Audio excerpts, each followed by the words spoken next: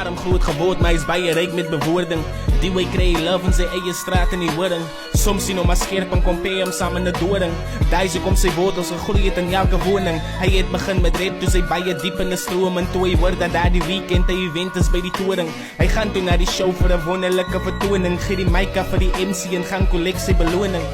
But it was actually nie wat die ou expected nie. Hy het nie geweet sy dolly gaan onder 50% te sien. Christmas is op pad en hy het glad die budget sy presents. Nou weet hy nie hoe om het direct te sê vir sy mense nie.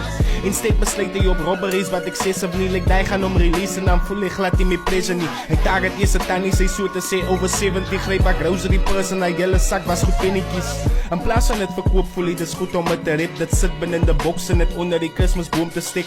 Dinge sy voel beet van hy wou om hier by die goed betrek, maar by dit voel hy goed as sy family dit die dag ontdek.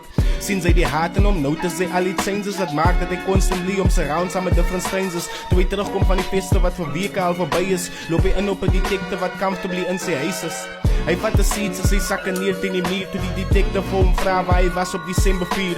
Hy sê met confidence hy het gekeier daar by 'n vriend, hulle het gebraai die hele aand en hy tuis gekom so oor 10. Detective sê toe hy nodig hy jelle baie en vraag toe vir hom was hy dame ook dalk by die selle braai. Hy dink maar eers versigtig voor hy besluit vir die plaai. Kyk hom aan en sê dat hy kan neither confirm of deny.